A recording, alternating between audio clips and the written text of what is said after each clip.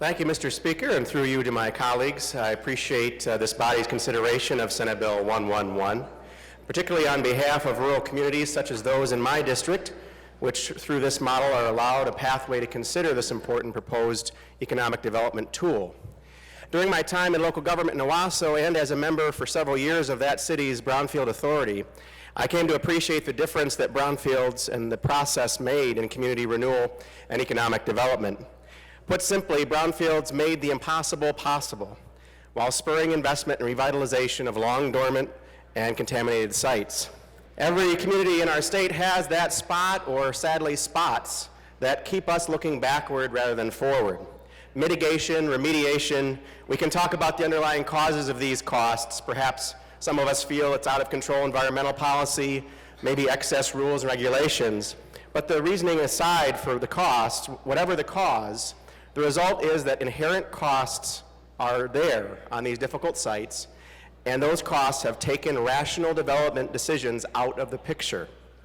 The developer is forced to eat these fixed costs to such a degree that investment financing, the projects themselves, become impossible in locations that are often central and visible sites within a community. The result? The sites sit and sit. They drain neighborhood values and perhaps decline in safety to a point where municipalities take on the burden of demolition or mitigation themselves. Now, we have some good news overall in our state in recent years. Development is coming back. Small communities like those I represent, Owasso, Durand, Chesaning, things are filling up. Development is happening.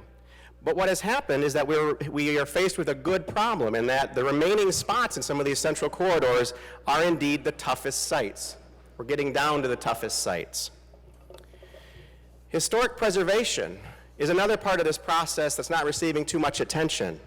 How nice it would be to today debate restoring the Hudson's building rather than the Hudson's site, or the Depression-era Owasso Hotel instead of a central parcel that was once home to that hotel. Once some of these more historic brownfield sites are razed to the ground, they are simply gone. You cannot unring that bell, and that to me is a tragedy. Brownfield sites have been in use by their very nature. For better or for worse, certainly for worse at the present from the standpoint of residents and property values nearby, they're often centrally located and often offer ready access to existing utilities and infrastructures once the necessary remediation and cleanup have been achieved. Absent this proposed economic development tool, we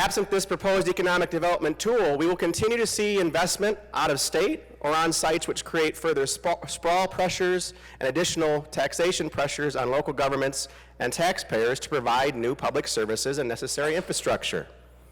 Under this bill, the developer takes all of the upfront risk. Local governments have the option to agree to partner. We unlock private sector working capital. Sites are cleaned up and transformed to position our communities, both large and small, for their next chapter of growth. So for those communities, both large and small across our state, dealing with these difficult properties, I urge your yes vote on this legislation. Thank you, Mr. Speaker.